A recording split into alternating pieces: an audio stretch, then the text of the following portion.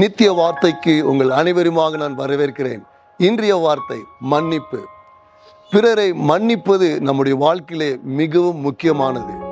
வேதத்தை நாம் பார்க்கும் பொழுது மன்னிப்பை குறித்து இயேசுவானவர் பல இடங்களிலே குறிப்பிட்டு பேசுகிறதை நாம் பார்க்கிறோம். இப்பொழுது வாருங்கள் என்னோடு கூட மத்தேயு 6ஆம் அதிகாரம் 14-15 படிப்போம். மனுஷருடைய தப்பிதங்களை நீங்கள் அவர்களுக்கு மன்னித்தால் உங்கள் பரம பிதா உங்களுக்கு மன்னிப்பார். மனுஷருடைய தப்பிதங்களை நீங்கள் அவர்களுக்கு மன்னியாதிருந்தால் உங்கள் பிதா உங்கள் தப்பிதங்களை மன்னியாதிருப்பார். மறுபடியுமாக மார்க் 11ஆம் அதிகாரம் 25 இயேசு மேலும் கூறுகிறார், நீங்கள் நின்று ஜெபம் பண்ணும் பொழுது ஒருவன் பேரிலே உங்களுக்கு யாதொரு குறை உண்டாயிருக்குமானால் பரலோகத்தில் இருக்கிற உங்கள் பிதா உங்கள் தப்பிதங்களை உங்களுக்கு மன்னிக்கும்படி அந்த குறைகளை அவனுக்கு மன்னியுங்கள்.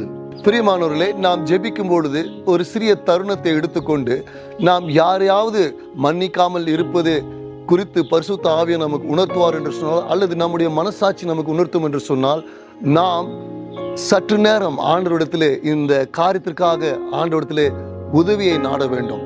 இது எளிதானது அல்ல.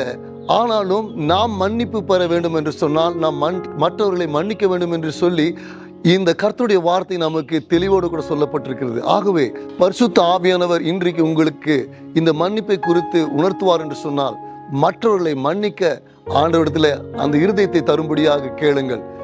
உங்களுடைய பாவங்கள் மன்னிக்கப்பட, உங்களுடைய தப்பிதங்கள் மன்னிக்கப்பட இதுதான் ஆண்டவர் நமக்கு கொடுத்திருக்கிற ஒரு வழி. ஆகவே இன்றைக்கு நாம் பரிசுத்த ஆவியானவர் நாம் கேட்போம், ஆவியானவரே எங்களுக்கு உதவி செய்யும் என்று சொல்லி அப்படியாகவே உங்களுக்கு உதவி செய்வார். கர்த்தர் தாமே உங்களை ஆசீர்வதிப்பாராக. ஜெபிப்போம்.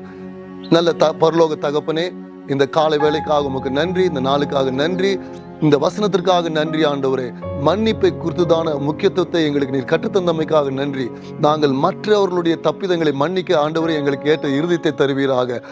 அது நிமித்தமாக எங்களுடைய தப்பிதங்களும் மன்னிக்கப்படும் என்பதை கர்த்தாவே நீர் எங்களுக்கு கற்றுக் கொடுத்தமைக்காக நன்றி.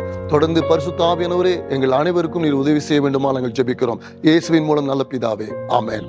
கர்த்தர் தாமே இந்த நிகழ்ச்சியை பார்த்து உங்கள் ஒவ்வொருவரையும் ஆசீர்வதிப்பாராக. Shalom. Thank you for watching. We hope you've been blessed by today's eternal word.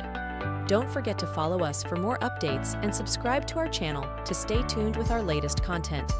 Do you have any questions or inquiries? Feel free to reach out to us. Looking for a church here in Bangalore?